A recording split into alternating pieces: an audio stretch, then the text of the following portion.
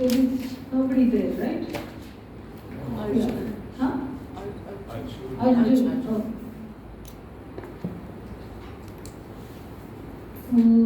श्रुतिस्मृतिपुराणानाम् आलयं करुणालयं नमामि भगवत्पादं शङ्करं लोकशङ्करं शङ्करं शङ्कराचार्यं केशवं बादरायणं सूत्रभाष्यकृतौ वन्दे भगवन्तौ पुनः पुनः ईश्वरो गुरुरात्मेति मूर्तिभेदविभागिने व्योमवद्व्याप्तदेहाय दक्षिणामूर्तये नमः। गुकारस्त्वन्धकारो वै गुकारस्त्वन्धकारो वै ऋकारस्तन्निवर्तकः ऋकारस्तन्निवर्तकः अन्धकारनिरोधित्वात् अन्धकारनिरोधित्वात् गुरुरित्यभिधीयते गुरुरित्यभिधीयते। ॐ सहना भवतु सहनौ भुनक्तु सह वीर्यं करवावहै तेजस्विनावधीतमस्तु मा विद्विषावहै। ॐ शान्ति शान्ति शान्तिः। गीता सुगीता कर्तव्या किम अन्यैः शास्त्रविस्तरैः. This is what we have been looking at. Gita must be studied very well. Of what use are any other shastra? And this looks like some kind of a exaggeration. That is what I was talking about. Exaggeration about the finite. Anything that is an object in the world is finite. And the exaggeration about the finite is also finite. Because what can you say about something? It's beautiful, it's great, it's grand. Even about a person, you can say that. Then maybe at the end of it, they will have a swollen head. You know, oh, somebody called me wonderful, great, etc., etc. So, this, but what can you exaggerate about the one who is infinite, who has infinite Shakti, infinite Shri, infinite Balam, strength, infinite Viryam, Samarthyam, the ability to project and take back and sustain the universe? What can you say?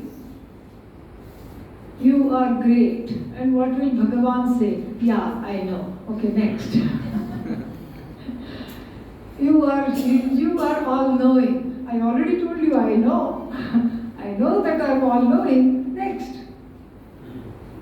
You have limitless abilities. Now I am getting bored, Bhagavan says. Tell me something I don't know. Correct? So you can't exaggerate about the infinite. Because whatever you say, it is limitless. It's never enough. That's why in the tradition, for people who are worshippers, if you have very little time, 11 names. 11 names.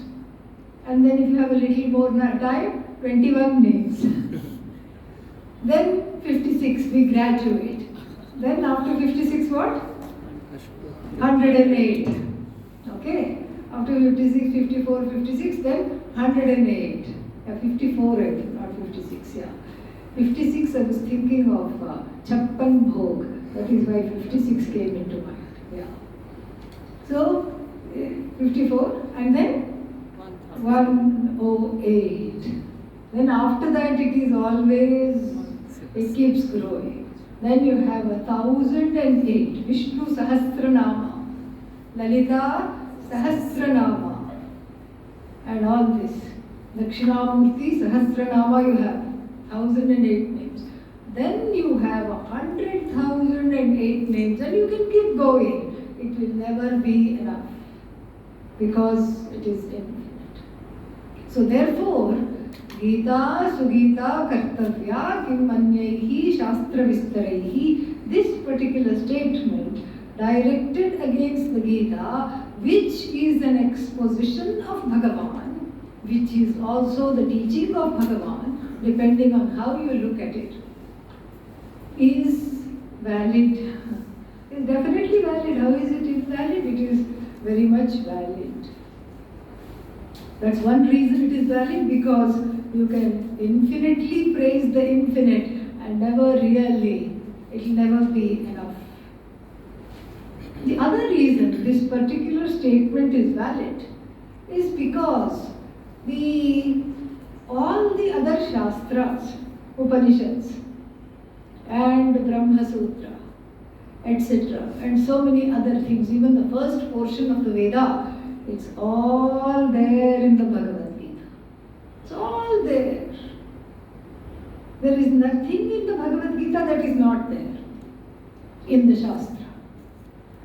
And so the Shastra, when you talk about, we have in the tradition primary teachings, primaries, because it's not really correct to call it scriptures, because it was verbally revealed to the rishis who were highly evolved in states of meditation. So they are called the seers. That's how the word seer came, because they saw the mantra literally. Seers of the mantra. Mantra drashtaraha in Sanskrit. Mantra drashta. And so they were the seers of the mantra. And so then that is, so whatever was given to them in the mantra and became what is called the primary scriptures, because they are primarily revealed by Bhagavan, received by the rishis in the parampara, in the tradition. And so that is called Veda. And then, of course, the last portion of the Veda, Vedanta. The word Vedanta, people have, not in this room, of course, this room is a wonderful exemption. But outside this ashram, there are many, many derivations, vyutpattis, many, many derivations. My favorite one, I heard at the World Parliament of Religions. It's going to meet again in August, but this was one of the earlier times. So I was just passing by, minding my own business, and then I was going to go to I was supposed to lead some kind of a panel or something. I was just going to go to my room. And then I heard Vedanta. So naturally the footsteps slowed down. I was like, oh, let's see what is it they are saying.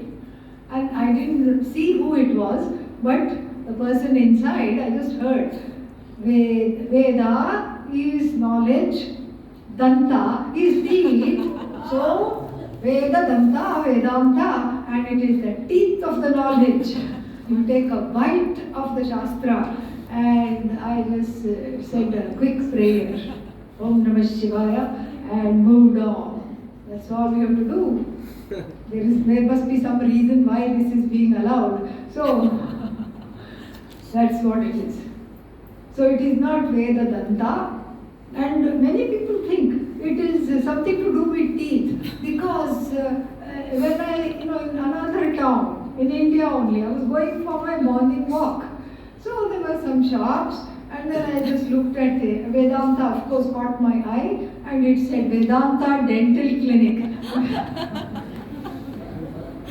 2-3 such things are there in that same town. And so this goes to show that we really need to understand the compound properly. Vedanam antaha. Antaha means end. End of what? The Vedas. And here again, as I said, the Shastra is fond of puns. Lot of puns. The end of the Vedas is the first reason why it is called the end of the Vedas. It is a situational compound. Because it is not, the Upanishads are not at the beginning of the Veda. Why aren't they at the beginning of the Veda? Because nobody will study the Veda otherwise. Om Purnamadaha, Purnamidam, Purnat, Purnamudachyate. Class is not ending, okay? I'm just illustrating something here. Because you'll see, after a while of being in the ashram, whenever you hear Purnamadaha mantra, you get up and leave. I don't want you to do that. And then whenever you hear the 15th chapter, like Pavlov's dog, you start getting hungry and head towards the dining hall, the 15th chapter of the Bhagavad Gita. So therefore here, so the Purnamadaha Purnamidam, Purnat Purnamudachyate, Purnasya Purnamadaya Purnameva Vashishyate. What does this mean? Somebody asked. In fact, when the British colonized India, they just said, what is it that makes these people tick? How come they are so chilled all the time? They are not stressed. And here we are trying to enslave them. And they said, it's okay, it's fine. Atithi Devo Bhava. And I tell you, that got into trouble. That got us into trouble.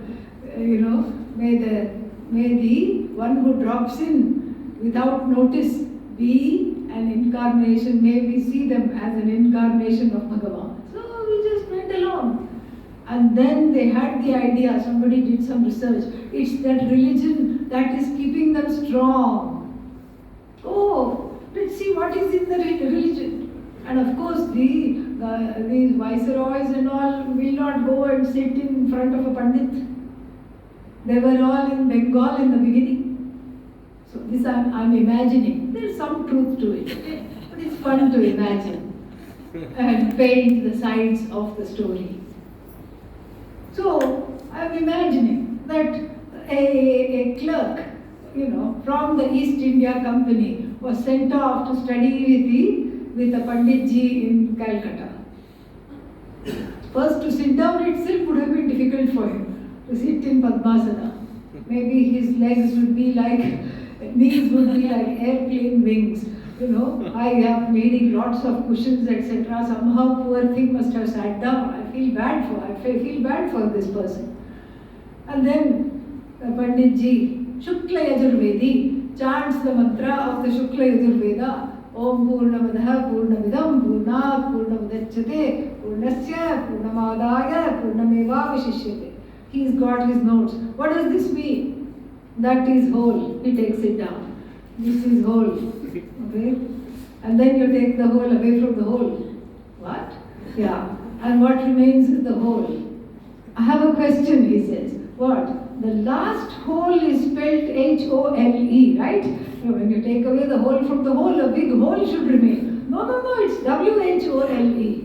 And he said, okay, I'm going. What? We haven't even begun. This is just the Shanti mantra to remove the obstacles. And he says, no, I have a report to write in triplicate. I'm going. And the Panditji must have thought to himself, my God, the Shanti mantra goes, never works. The obstacle has left. Shanti mantra really works. This fell over the obstacle, he's gone. So then he wrote the report, and this is true. It is there somewhere in the annals of the British Indian history. The Upanishads are the prattlings of an infantile mind. This is what he wrote. And then, somebody asked me, did you feel offended? I said, not in the least bit. Why? Because this is why the Upanishads were not colonized. They dismissed it. And the best way of protecting something is to not notice it at all. Not notice it. And so therefore, it was in the invisible, it was under the radar, the Upanishads. And then it wasn't accessible, therefore it wasn't very accessible to many, except those that were erudite, those that grew up in families that were protecting the Vedas. To the rest of the people, it was just not something that was very accessible. But the Bhagavad Gita, beloved by all, anybody can read it, anybody can have it, anybody can understand. And what is the Bhagavad Gita? It is the everyday translation of the Upanishads. Bhagavad Gita is Upanishad in an accessible and simple yet profound manner. So therefore, this is something which is very, very wonderful. That is why Gita Sugita Kartavya Kim Manyaihi Shastra Vistaraihi is extremely valid for these reasons. Then this Vedanta, I was saying, the word Vedanta, it is a positional compound, a situational compound, because it is situated at the end of the Vedas. If it is situated in the beginning, like the aforementioned Panditji, nobody will understand anything, because the first portion of the Veda is nothing but preparation. Preparation for what? Vedanam Antah. To get to the end of the Veda. What is given at the end cannot be understood without the beginning. Without the beginning, the end cannot be understood. Then there are certain things we need to know. The Bhagavad Gita just copies the Upanishad without even, it plagiarizes the Upanishad shamelessly, without even giving a little acknowledgement. Some of the verses are taken verbatim from the Kathopanishad and from some other Upanishads also. Even if the verses are not taken exactly, there is still the message of it. You can study the verse and immediately think of the Brihadaranyaka Upanishad, immediately think of the Kathopanishad, of the Kenopanishad. There are many, many, many correlations like that. But it is in a very accessible way, extremely accessible. And so the whole Bhagavad Gita is divided into how many chapters? 18, okay. And last time I asked the question in another class, somebody said 19. Okay, so I was just checking. 18 chapters. And these, when Bhagavan Vyasa, the composer of the Bhagavad Gita, also of the Mahabharata, in which the Bhagavad Gita is, Bhagavan Vyasa did not first write it in the form of 18 chapters, chapter 1, chapter 2. It was just flowing, it was just the whole. Later on, people very helpfully, scholars in the tradition, must have divided it into chapters for easy assimilation and understanding. There are some people who see patterns in life very, very well. They see patterns. And here, these Mahatmas, whoever they were, they saw the patterns and they divided it into chapters. And even in the 18 chapters, there are certain wonderful patterns. What is the pattern? The first 6 chapters, chapters 1 through 6,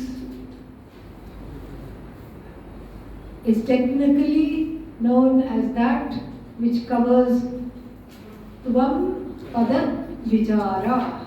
It analyzes the word you. When I say you take it as what?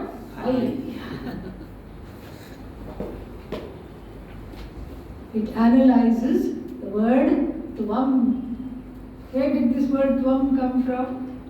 That tvam, see that tvam. That tvam it analyzes. It's all about the crying Arjuna. What about me? I'm feeling bad. I have to kill all these people. Can I leave? Kurukshetra, this is where the battle is being fought. Not very far from Rishikesh. And he's already thinking he'll look nice in orange. Maybe I can just leave. Take sannyasa and go off, sit under a tree.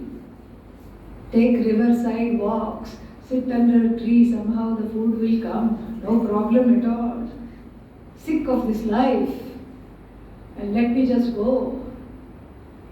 So he's already he's having the kinds of vairagya that we talked about yesterday.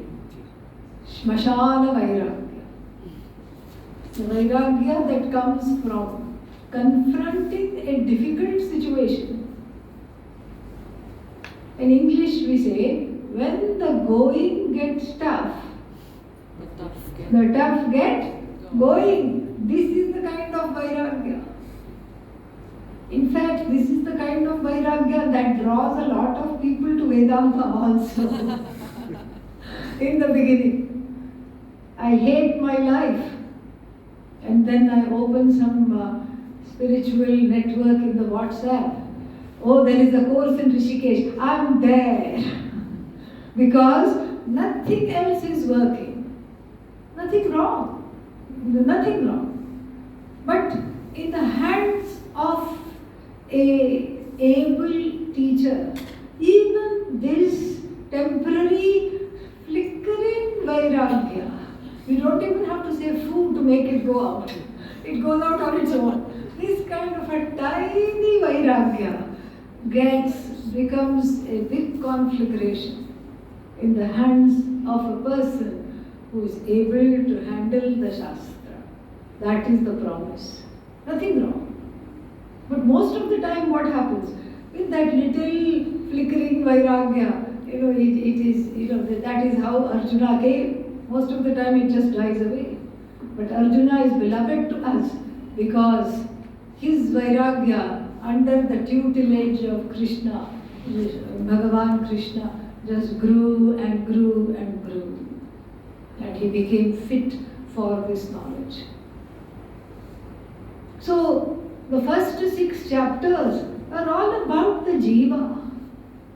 The jaded, faded jiva. The one who says, I don't know what I want, I don't know who I am, I don't know where I am, I don't know what this is, why me, why is this happening to me, what can I do to get out of this? Complaints, full of complaints. Nothing is working. If you come to India, this is the best place to grow spiritually. Really, no other place like this. Because whatever you want doesn't happen. Whatever you want doesn't happen. And whatever you don't want, you get a double helping. This is what it is. That's why you have European ashrams. You have ashram we have an ashram in America where I teach in Sailorsburg, and there it is all very cushy, wonderful, very nice. People are already planning to apply for the visa. Come, no problem. Come there also. Very cushy. Everything wonderful. 5-star ashram. The only thing missing is room service. That's the only thing that is not there. Otherwise, it's very cushy. And then you can ask some of the people who have been there. But there the karma does not exhaust very quickly. If the karma has to exhaust, enough karma has to clear to be able to be present, if one has to grow spiritually, This is the place. Really, this is the place. So you go to the office and register a complaint. In my room, such and such a thing, not working. And they're all very nice. Yes. We will send a person there. Yes. When? Any time now. You'll get it. Don't worry. 3 days later, you go back there again. And what happened? Yes, they are all very pleasant still. Yeah. What was wrong? Which room? Oh, that room. Oh, okay. Have we written it down? Oh, okay. Who did you tell? Oh, you told me? Okay. No problem. We'll attend to it. You know what happened? This thing, what is that? That person did not come. The person to repair is not here. Why? Because of the holidays. What holidays? I'm having classes from morning to night. When am I going to get a holiday? What holiday are you talking about? You know, the birth of the Ganga took place. Birth of the Ganga? Ganga has been here. No. We celebrate the day the Ganga arrived onto earth. That's why one day before, nothing works, and on that day also absolutely nothing works naturally, and 3 days after that also people are recovering, people have had lot of ayasa, effort, energy, nothing works. So when that person comes, we will send, we will do this. These are all genuine reasons. This is how India works or doesn't work, however you want to take it.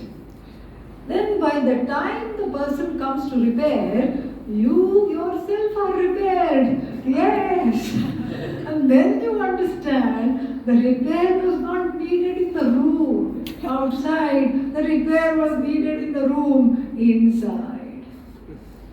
Between these two temples, the repair needed to be done. You learn to live.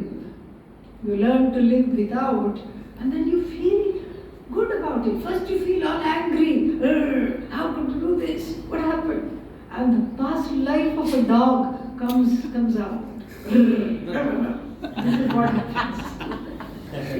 The past life of the dog, previous life. It still dogs you in this life. Vasanas, they are called.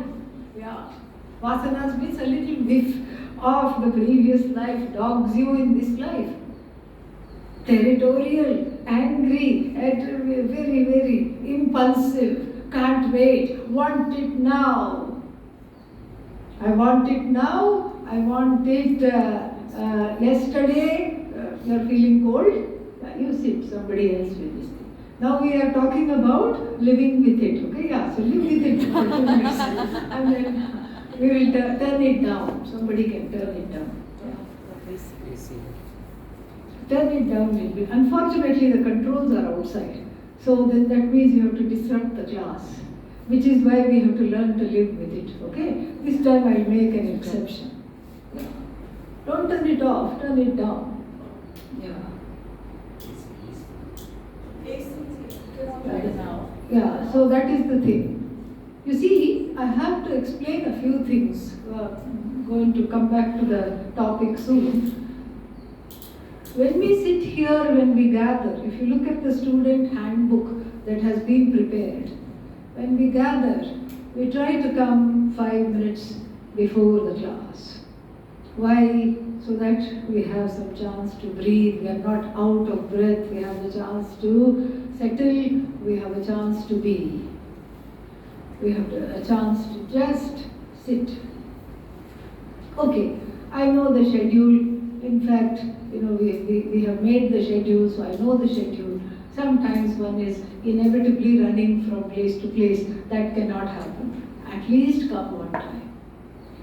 And then the third thing is, when you enter and the prayers are going on, you stand there, wait for the prayers to finish, if you are late, and then come and take your seats.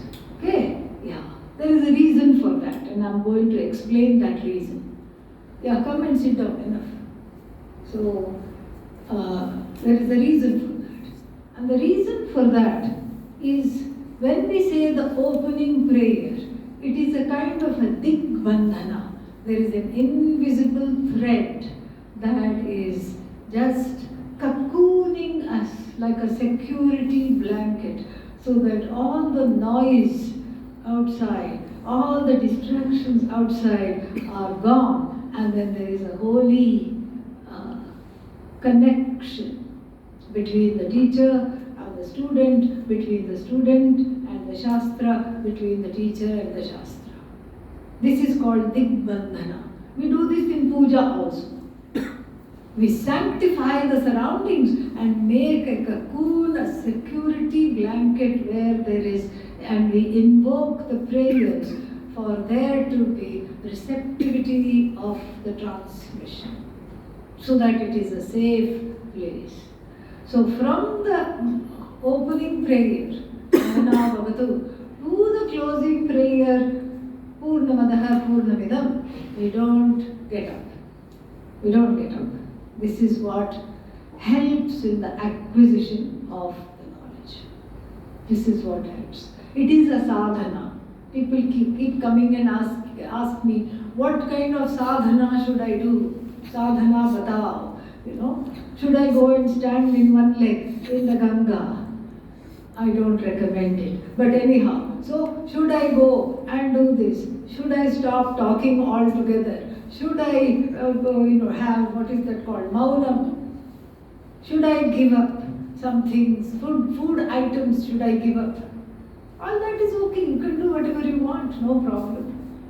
But the best sadhana is already, the best of the sadhanas is already folded into the classroom etiquette.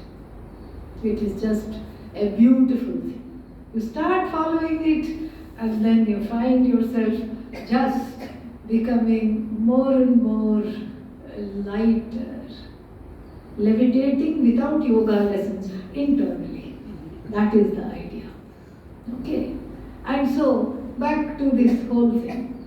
So you find that what needs to be repaired is not something in the room, but something in one's own attitude. The attitudinal repair takes place when something in the room is not repaired. You learn to live with it. You learn to be okay with it because, why? Oh, because the people wore me out. They did not wear you out. You learn to be okay with it because essentially speaking, you are okay. Without something you are okay. With something you are okay. You are okay already. That is the teaching. That is in short the first 6 chapters of the Bhagavad Gita. That is what the whole thing is. Tvam pada vichara. What constitutes this tvam? Am I the body? Am I the mind? Am I the senses? Am I the ahankara, the ego that rules over the body-mind complex? And if I am none of these, who is it that walks? Who is it that talks? Who is it that goes here, goes there? And if I am not the doer, who ate the food? Who did this? These are all questions that come. And those questions are addressed in what is called Tvam Pada Vichara. Then, from verse number 7, you see a demarcation. That is palpable. You see a subject change. You see a topic change. 7 through 12, it is called Tat Pada Vichara. What is Bhagavan? If I am Bhagavan, why should I go to the temple? Why can't I do arati, self-arati, like selfie? Yeah. Why should I go to the temple? Why should I pray? If I am Bhagavan, it should be. Do you know that? Not quite. Okay, then just go to the temple. Because there is a dual reality. From the standpoint of the body-mind-sense complex, one finds oneself a devotee, and then from that standpoint, there is Bhagavan, the object, the subject matter of my devotion. But how to overcome that reality of the everyday, and how to grow from that, to understand that what I am standing in front of in the temple is nothing other than myself. How to understand that? And that cannot be understood unless and until one is understanding what is Bhagavan. So the introduction to Bhagavan really happens from chapters 7 through 12. There, Lord Krishna shows himself. And he says, I am not a guy in the sky. That is not what I am. I am not somebody who is there floating, who has created this world and left it on its own accord, and I have gone and repaired to a place called heaven. See you there. Or not. No, that is not the Bhagavan of the Bhagavad Gita or of the Upanishads. The Bhagavan of the Upanishads is that which you cannot but find everywhere and anywhere that you look. Wherever you see, whatever your eyes land on is Bhagavan. And this we know, having lived in India, having visited India once or twice, we know this. And this, every Indian, even if they have not studied Vedanta, they know this. They know this. If you go ask somebody in rural area, where is Bhagavan? They will look at you. Where are you from? First you tell. The answer to that is, where is Bhagavan not? The sky that we are under, the air that we breathe, the sun that shines, the water that sustains life, it is all Bhagavan. It is very easy to see Bhagavan in pleasant things. Oh, Ganga is Bhagavati. Oh, but we were talking about Bhagavan. Where did this Bhagavati come from? Bhagavati is a feminine form of Bhagavan. Okay, that's all. Ganga is Bhagavati. That is easy to say. The mountains are Bhagavan. Wonderful. Very nice. And then what? We're trying to take a nice photograph of this nice range of mountains. Sun is rising and you're taking. Somebody comes and photo bombs. Photo bomb, you know what that is, the meaning of that? Yeah. Comes in between you and the picture. That is called photo bombing. Photo bomber you get annoyed with. Cha, go, go, go. That is also Bhagavan. The timing, you say you have very bad timing, you tell the person. Actually the timing is perfect. Time is Bhagavan, space is Bhagavan, everything is Bhagavan. The laws of the universe, Bhagavan. And all this seems so remote. The manifestation of the laws of the universe in my own life in the form of karma, good and bad, punya and papa. Punya nobody notices. We take it for granted. Punya no one notices. I'm sitting here in a wonderful, comfortable place. Nobody notices that. I'm studying the highest of the knowledge, the most sacred. Yeah, okay. And then if something goes wrong, oh, the papa is coming out, terrible, backache, front ache, side ache, everything aches, terrible. This is what it is like, this is how it is. So, the Punya Papa is Bhagavan. The giver of the karma phala is Bhagavan. And what is this Punya Papa? Your own jobs, your own actions, the results of which are just recycled. We learned recycling from Bhagavan because Bhagavan recycles our karma and gives it as a present. Ooh, can I open it now? No. What do you mean it's for me, you said? Yes, it is for you. Oh, it's got such a nice bow. It's nicely wrapped. Can I please open it now? No. But when can I open it? It will open by itself. It will open by itself? Yes. You have no control over it. It has a combination lock. The combination only Bhagavan knows. Bhagavan, who is in charge of karma, is called Chitragupta. The manifestation of Bhagavan in the form of the one who is the dispenser of karma is Chitragupta. Very, very famous manifestation. Everybody throngs to Chitragupta temple. The one who is Bhagavan in the charge of karma. The word Gupta means hidden. Gupta. From Gu, Samvarane, means that which is hidden. Gupta means hidden, meaning your own karma is hidden from you. Whether you are going to encounter Papa or Punya, after you walk out of the classroom, you don't know. That is why it is Gupta, hidden. Your own karmic account is hidden from you and of course everybody else. That's why all the bookkeepers in India are called Gupta, because they have to keep hidden. The accountants are all hidden. Even to this day. Gupta. Very, very interesting. And so this is where you experience Bhagavan. People say how to experience Bhagavan. Just live your life, okay? You will experience Bhagavan every day. When something good happens, that is Bhagavan. When something uncomfortable happens, Bhagavan, backache, Bhagavan, front ache, Bhagavan, headache, Bhagavan. No ache, Bhagavan. Lot of difficulties I have in my life. Oh, that means you have a lot of presence of Bhagavan.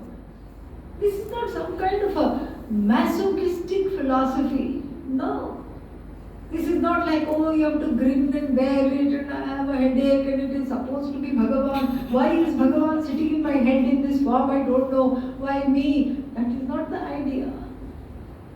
The idea is to see Bhagavan not just as something pleasant, but that which is beyond the pleasant and the unpleasant, and that which is not outside the pleasant and the unpleasant at the same time. That which is pleasant cannot happen without the presence of Bhagavan. That which is unpleasant is also not possible for it to happen without the presence of Bhagavan. It is all Bhagavan. And this is the uncomfortable truth that is talked about in chapter 11, Vishwarupa Darshana. Then Tvam Pada Vichara, then Tat Pada Vichara, an inquiry into the word Tat. Tat means that. It's a pronoun, that. Why is Bhagavan called that?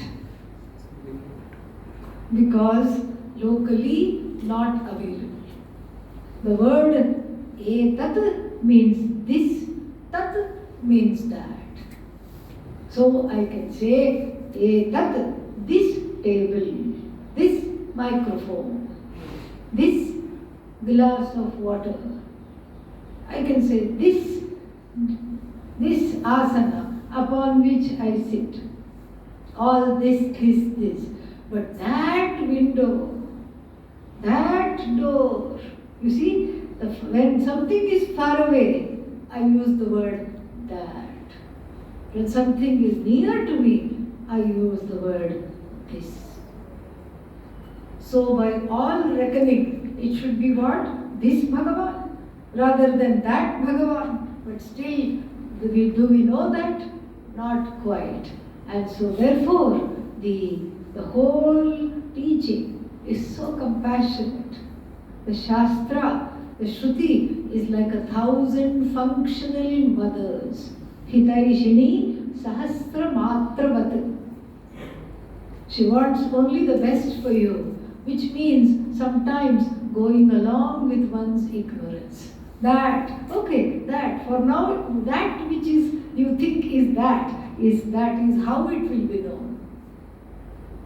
Tat Sat, that Sat, which is this Atma. Tat Sat Sa Atma, Tvamasi, Shvetaketo. This is how the word Tat Tvamasi came.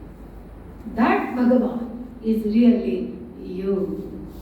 Is really this Atma, you. You see, this is very interesting because the word this and that are never used in one sentence to refer to the same substantive. I cannot say, for example, I cannot say this mic and that mic to refer to the same thing. Can I? No, makes no sense. But here, the Upanishad gets away with it. How? Because there is some kind of a transformation. So, if we can tell a little story, 3 fellows were there. See, when you tell ancient stories, and if you want the name for one fellow, what would be the name? Devadatta. Very good. Yeah, Devadatta. Then you want 2 fellows for the story. Then Devadatta, Yajnadatta. Then you want 3 fellows, like in our story, Somadatta. So Deva, Soma and Yajna for short. Okay? They were most inseparable friends. They just grew up together, went to the same school, went to the same college. Then Devu and Somu came back to take up a job in their town, etc. And somehow Yajnadatta dropped out. Nowhere to be found. No address, no SMS, nothing, no email. And these 2 thought of him once in a while. Though we miss Yajnadatta, what happened to him we don't know. Many years went by. Somu and Devu got married, had children. Children became teenagers. And then a Swami came to town. And then Devu and Somu thought, yes, we should go listen to the Swami. Everybody who has teenage children thinks that. Okay, time to invite the Swami into my life because nothing else is going right. So then they go to attend the lecture.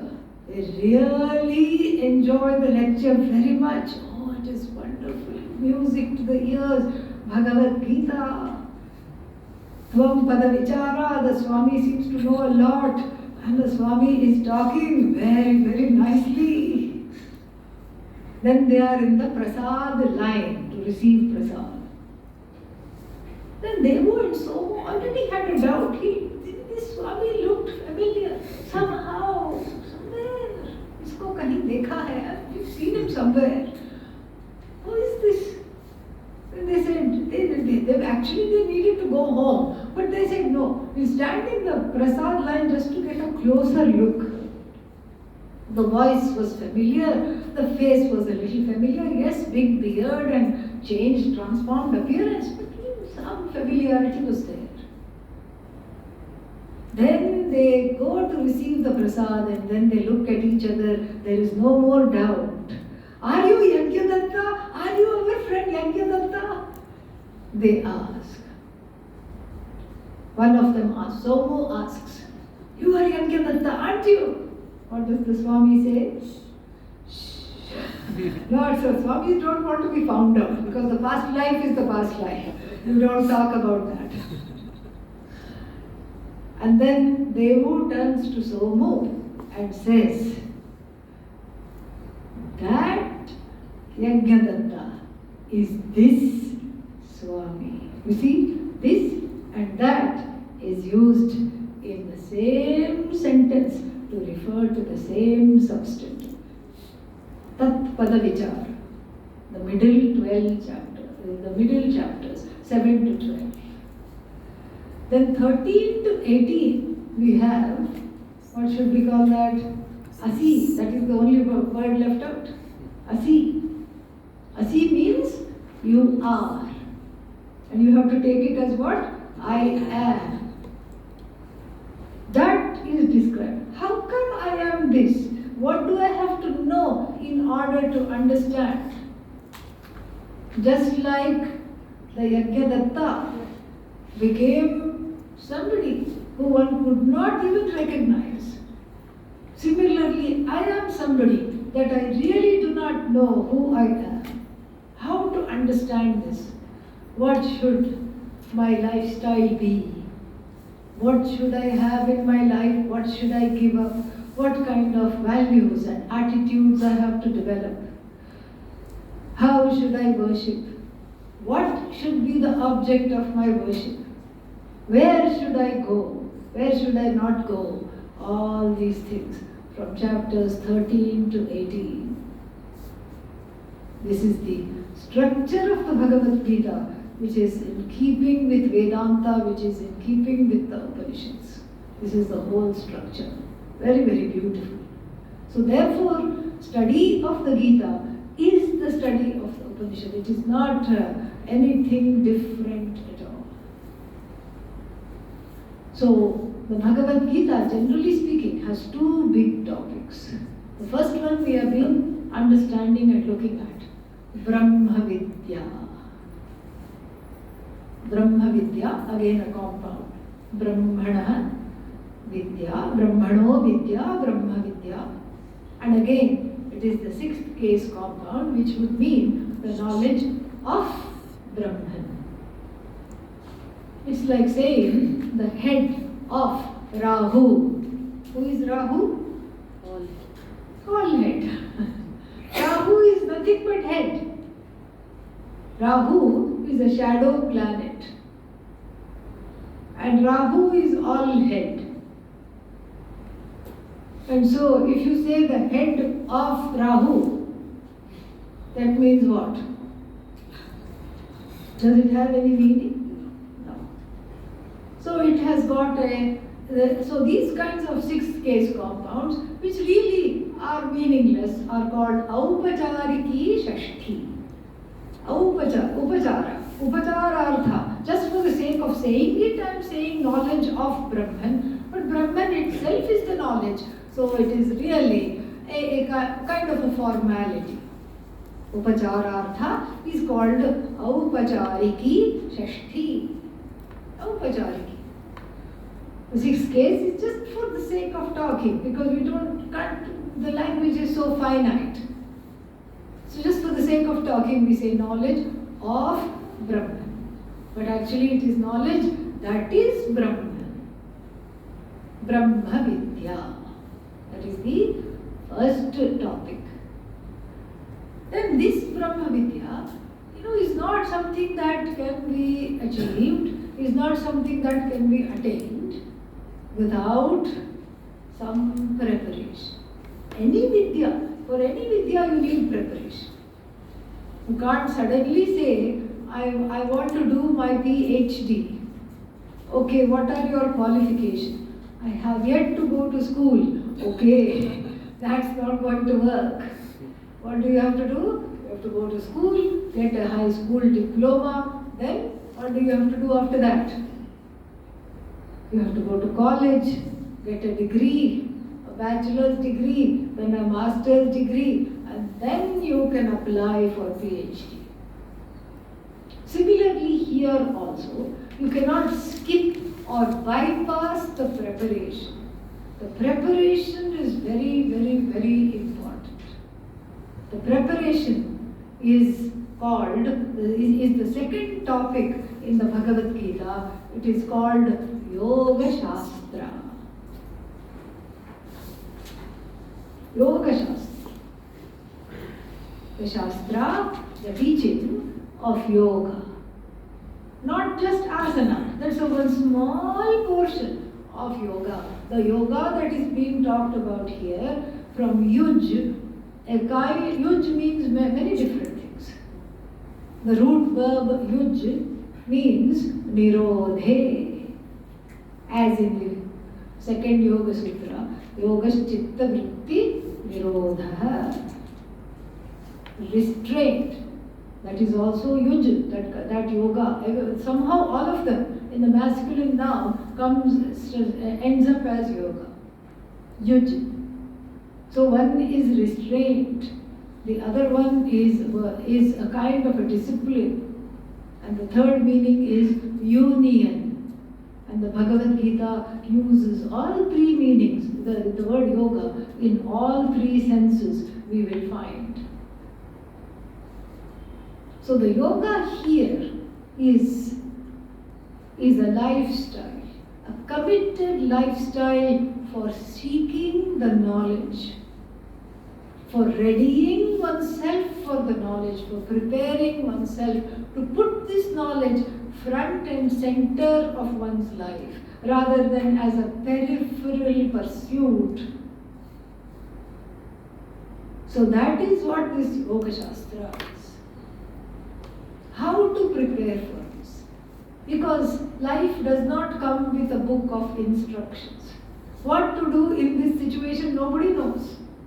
You have to figure it out, and you will inevitably do something wrong. You won't know how to do the right thing, when to do the right thing, what to do. Nothing is understood. And so therefore, this is all about the correct understanding, the proper understanding of so many things we take for granted. And Yoga Shastra also means how to deal with the twins. What are the twins? Raga, Dvesha. These are the twins. How to deal with the terrible twins called Raga and Dvesha in our lives. How to not let ourselves be overpowered by that. How to be in a place where I have the say. They don't call the shots. I am in the driver's seat and I am driving them. They don't drive me mad. That is where the teaching is. This is Yoga Shastra. And these two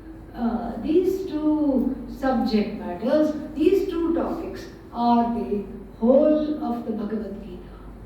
And yet in one more way, the Bhagavad Gita mimics the Veda, because in the Veda also we see these twofold divisions. What are the twofold divisions? The first portion of the Veda and the last portion of the Veda. The first portion is called Karma Kanda. Kanda, portion, karma, that which deals with do's and don'ts. What one should do, what one should not do. That is Karma Kanda. Then, after you graduate from the first portion, then you can enter into Vedanta, Vedanam Antah. The second meaning of this compound is not just a situational meaning that it is located at the end of the Vedas, but it means that which is truly the end of Veda. Beyond that, there is nothing more to seek. There is nothing more to find. There is no thirst to quench. There is no hunger to assuage. Why? Because it is the knowledge of the I which is no longer the seeker. One thought one is the seeker. And one said, I am the seeker, help me do this, help me do that. I want this, I want that, I don't know what I'm looking for. Nothing is working. I have to have this, I have to go here, I have to go there, I have to get this, I have to get that. And then that which puts an end to the notion that I am a seeker is Vedanta. That's why it is Vedanam Antah. It knocks off the seeker, it knocks off the knower. All that is there is a knowing being, appreciative, non-demanding, contented, and compassionate person. More we'll see in the afternoon class. Om Purnamadah Purnamidam Purnat Purnamudachyate Purnasya Purnamadaya Purnamevavashishyate. Om Shanti Shanti Shanti. Hari Om Shri Gurubhyo Namaha. Hari Om.